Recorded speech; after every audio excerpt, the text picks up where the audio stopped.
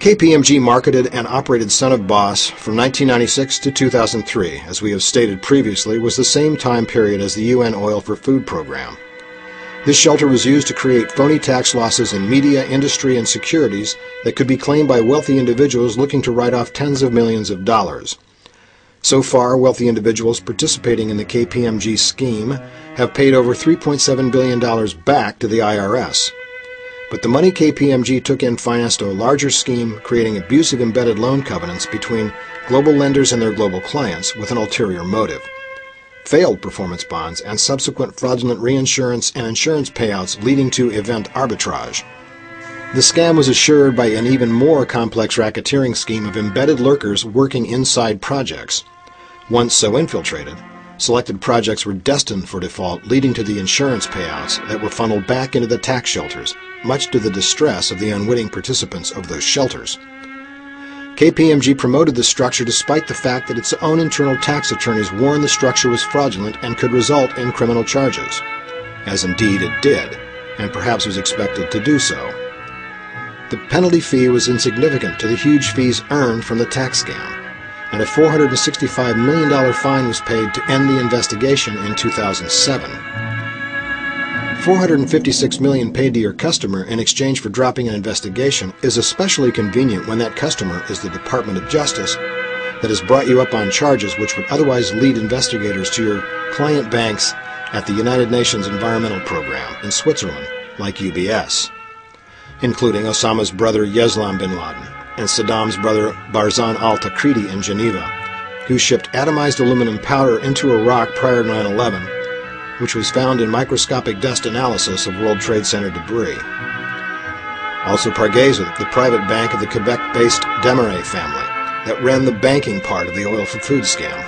And Mark Rich, pardoned by President Clinton in the last hour of his presidency, a tax fugitive in Zug, and one of the largest purchasers of Iraq oil during the scam operating the Oil for Food revolving credit scam, set up by Maurice Strong and the UN at the same time that KPMG started its tax shelters. At least $11 billion in kickbacks was realized from the UN Oil for Food program between 1996 and 2003.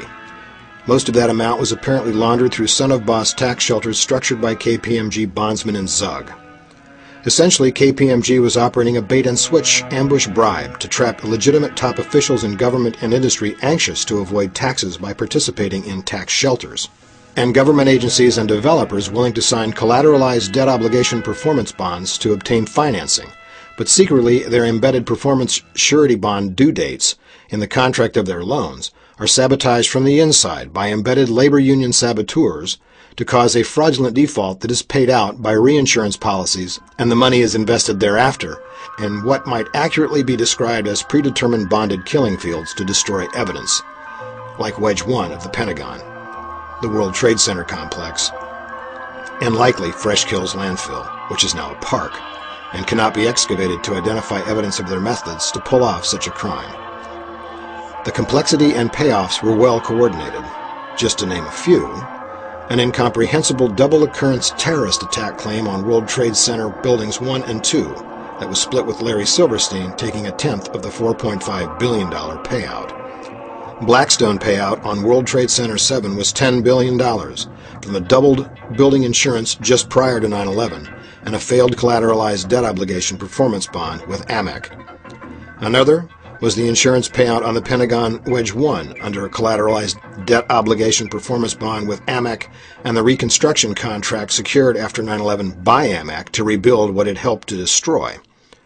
But others, like the Boeing non-performance during their late occupancy in Chicago, put them in a position of extortion and event arbitrage. Capturing the Cantor Fitzgerald $7 trillion sovereign debt and carbon trading business into the KPMG Zug bankers by destroying Tower 1 and killing all the employees of Cantor CO2E, the equity position created with Aon Corporation in global reinsurance by destroying Tower 2, killing nearly all of their New York employees, and recovering the $1 billion in gold from the basement ruins of the World Trade Center 4, made September 11, 2001 a very profitable day for KPMG, its clients, and the UNet in Zug. The new office of Boeing in Chicago operated the former Motorola system Iridium, and the United Arab Emirates system Thuraya. These are satellite communication networks, which provided real-time access to a virtual 9/11 30-hour killing field, after U.S. military encryption codes had been leaked to KPMG's global clients. The leakers in order of the time they appeared to have leaked include Al Gore, Bruce McConnell, John Chilikashvili, and former CIA Director John Deutsch at the Center for Coordination Science at MIT in Massachusetts, and Frances Fragos Townsend. Miss Townsend had access via her position with Janet Reno to real-time super-secret intelligence wiretaps at Department of Justice that took her inside al-Qaeda cases such as the 1998 embassy bombings in Africa. Ms. Townsend was paging her friend John O'Neill as he entered the South Tower on 9/11 to be murdered. We said it was immensely complex. But it was the presidential pardons of William Jefferson Clinton that proved to be the first chink in the armor that made the perpetrators' plans transparent to us. In particular, Mark Rich, a tax fugitive in the Swiss canton of Zug, coordinating the oil for food fraud with KPMG. Mark Rich's wife, Denise, contributed $400,000 to the Clinton Library and $100,000 to Hillary's campaign for New York Senator. And lest we forget, Hillary Clinton is one of the most successful cattle future traders in the history of the Chicago Mercantile Exchange, when in 1978 she turned her $1,000 initial bet through 12 transactions over 9 months into $100,000, with odds against such an outsider performance at millions to one. And voila! Once an insider is helped, they want a payback.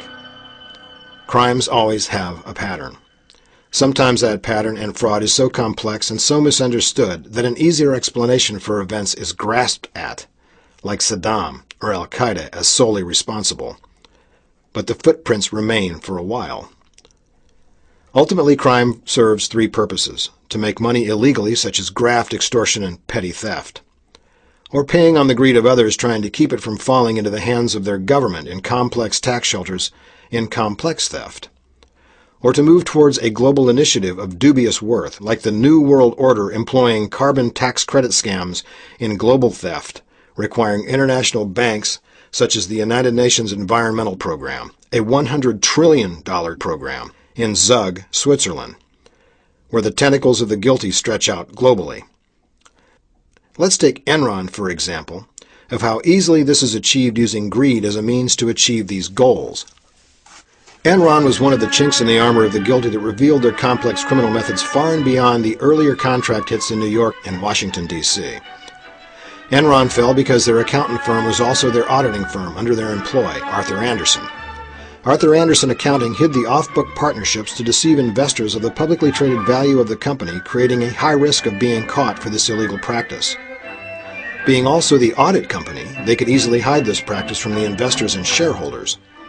But because of their overarching greed, they began deceptive energy trading where manufactured power delivery shortages created a perceived energy crisis. This self-created energy crisis allowed Enron to sell the same electrons over and over in the grid at ever higher kilowatt-hour prices to defraud the state of California, like OPEC does with limiting oil production. But it became their sword of Damocles. Skilling, Lay, and others were charged and brought to court. Their accountant cops a plea deal, and Lay and Skilling were found guilty of the energy fraud and off-book partnership scam. In January, J. Clifford Baxter commits suicide in his car in Houston. After the trial, Ken Lay mysteriously and conveniently dies. Perhaps so other information would not become public as to the real nature and motive of the organization that put them in adjudication. Arthur Andersen Audit disappeared after the fall of Enron. Arthur Andersen Consulting, on the other hand, the arm responsible for the complex tax shelters, broke away from Arthur Andersen Audit months before 9/11. When it did that in late 2000, after a bitterly contested arbitration process, Andersen Consulting went public in 2001 under the name Accenture, with KPMG, its competitor in the consulting business, acting as their auditor, and moved their corporate offices offshore to Bermuda. Accenture has been awarded the virtual border contract for the Department of Homeland Security, and, as odd as it seems, DHS is another KPMG client.